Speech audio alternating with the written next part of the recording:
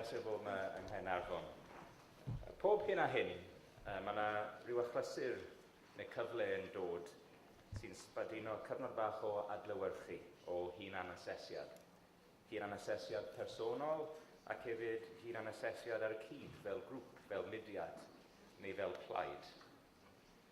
Mae dau datblygiad diweddar wedi creu'r fath amgylchiadau i fi. Yn gyntaf, bu yn ni'n trist dros ben yn etholaeth Islwyn i golli ein ffrind, ein cymrawd Jim Criddle yn yr wythnosau diwetha. Cawr o ddinodd Jim, cenedlaetholwr i'r carn, wedi bysoddi dros 40 blynedd o'i fywyd i'r achos genedlaethol. Roedd e popeth i'w gymuned a'i wlad yn y gobaith o weld rhyw dydd y Cymru rhydd i ni gyd yn ei freuddwydio amdano. Rydym ni'n ei golli yn fawr iawn, ond yn diolchgar iddo fe am ei waith, am ei gyfeillgarwch ac yn benderfynol na fydd ei aberthau yn ystod ei fywyd mewn ofer.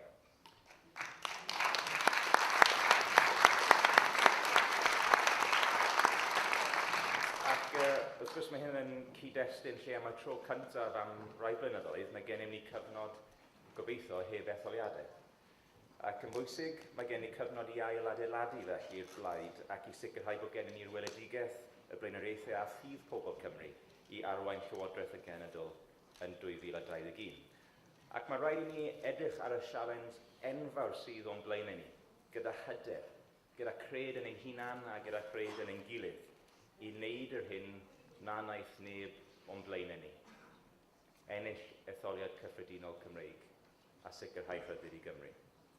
The political context we find ourselves in today demands of us not simply a defensive response, but more than ever, it demands we present our fellow citizens with a vision for our nation that can inspire and excite. We are not here today as political commentators to simply describe problems or to cry foul play. We're nation builders.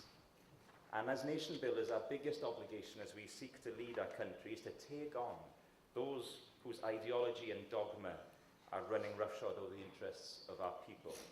Within weeks of last year's EU referendum, we came together as a party and we formulated a vision for our future relationship with the European Union, recognising that referendum result in Wales and articulating a blueprint that would defend Welsh jobs, investment in our communities, uphold rights and standards for our citizens, and provide security for EU nationals and UK nationals.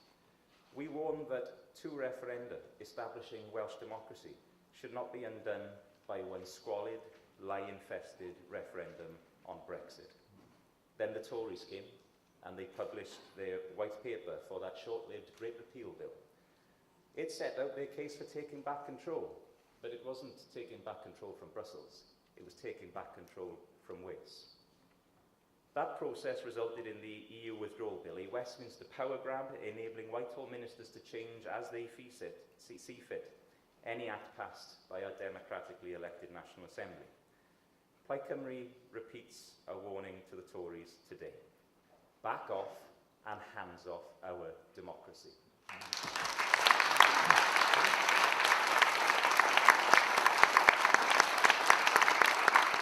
We've waited 600 years for Home Rule. We are not going to allow it to be undone by Tory ministers in London. And this week, the Tories have said that they intend to consult with devolved governments across the UK on new UK-wide frameworks that will be introduced after Separation Day. They announced it as if we should be grateful to them, that they're recognising our existence. But Wales is not a third sector organisation or a representative body.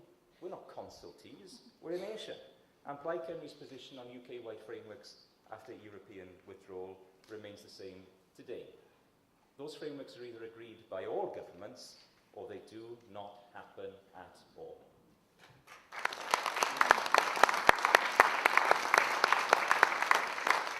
And it tells you something, Conference, when the Tories think that they can fail to win a majority at the UK general election, get no mandate from 3 of the 4 nations of the UK, and then try and impose their will upon all of us.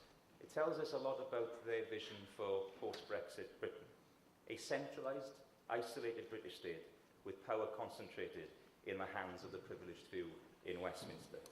This is the biggest threat facing Wales since 1979. And friends, Yes, the Tories are divided, their government are shambles, and their Prime Minister is weak. But we must never, ever lose sight or underestimate another Tory characteristic.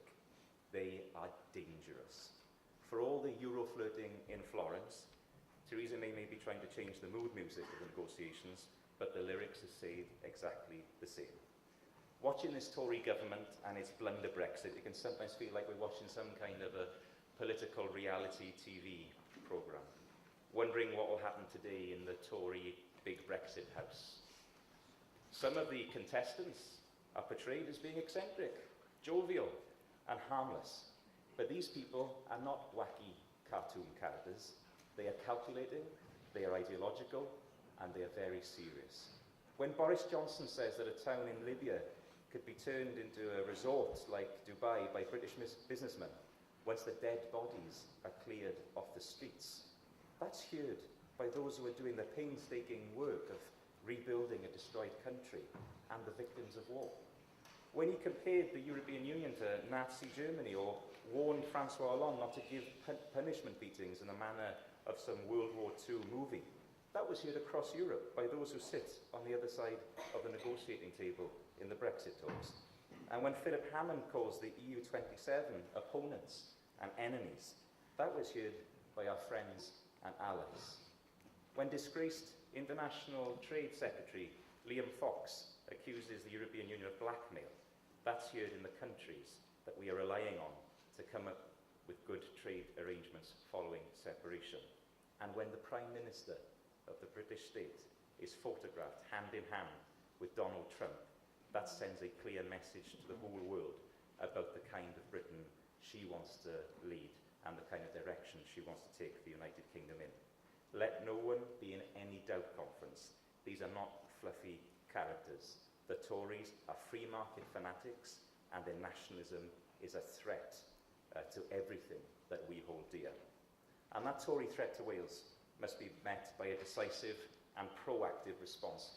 But it's disappointing that this is not forthcoming from the current Labour administration in Cardiff.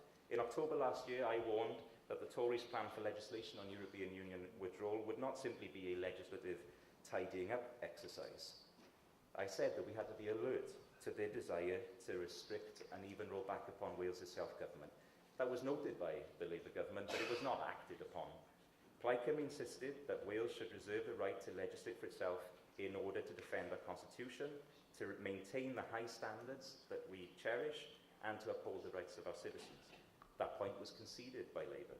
But conference, now the Tories have put their intentions to paper, and we can see before us with our own eyes precisely the nature of the threat to Wales.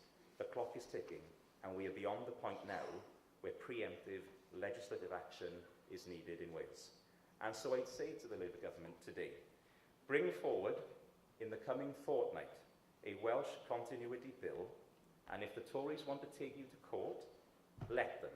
Let them face the Supreme Court judges as they try to argue for their power grab away from Wales, and let them face the court of Welsh public opinion too.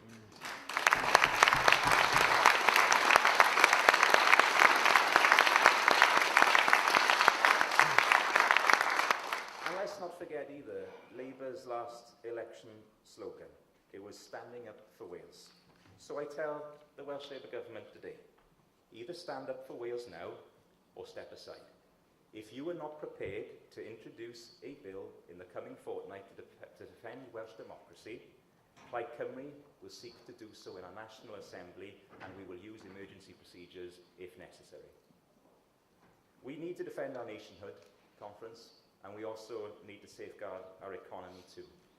Neither Labour nor the Tories provide Welsh businesses with a vision that gives them security or an environment for them to flourish, and we need a private sector to flourish. Welsh businesses will help drive the sustainable growth we need for good quality, well-paid jobs, and will provide the tax revenue that we need to create a fiscally sound Wales and to have world-class public services. The Tories are prepared to throw Welsh businesses off the Brexit cliff, and Labour sees businesses as adversaries rather than as partners.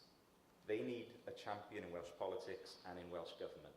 Welsh-based businesses, in particular, are the bedrock of our economy and they will provide the very foundations upon which our national success story will be built.